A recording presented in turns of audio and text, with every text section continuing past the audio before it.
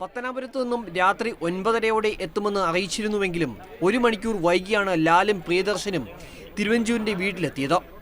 മോഹൻലാൽ വരുമെന്ന് അറിഞ്ഞ് തിരുവഞ്ചൂരിന്റെ അയൽക്കാരും നാട്ടുകാരും കോൺഗ്രസ് പ്രവർത്തകരും അടക്കം നിരവധി പേർ കോടിമാതയിലെ വീട്ടുവളപ്പിൽ കാത്തുനിന്നു. നാട്ടുകാരൻ കൂടിയായ നടൻ പ്രേംപ്രകാശ് ആതിഥേയനെ പോലെ നേരത്തെ എത്തിയിരുന്നു.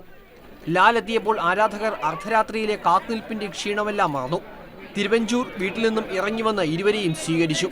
പിന്നീട് അരമണിക്കൂറോളം നീണ്ടുനിന്ന സംഭാഷണം.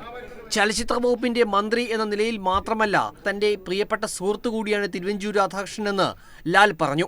മന്ത്രി തന്നെയല്ല, അദ്ദേഹത്തുമായിട്ട് ബന്ധവും പരിചയവും സ്നേഹവും ഒക്കെ ഉള്ളതുകൊണ്ട് തീർച്ചയായിട്ടും ഇവിടെ ഇറങ്ങി അദ്ദേഹത്തിന് ഒരു ആശംസ പറയാം എന്ന് എഴുതി. അടുത്ത നിയമസഭയിലും തിരുവഞ്ചൂർ രാധാകൃഷ്ണൻ എത്തണമെന്നതാണ് തന്റെ ആഗ്രഹമെന്ന് പ്രിയദർശനും അഭിപ്രായപ്പെട്ടു. മടങ്ങുന്ന സമയം ജയ് വിളികളോടെയാണ് ലാലിനെ നാട്ടുകാർ യാത്ര അയച്ചത്. പിന്നീട് വാഗമണിലെ ലൊക്കേഷനിലേക്ക് ലാൽ മടങ്ങി. മാതൃഭൂമി ന്യൂസ്, കോട്ടയം.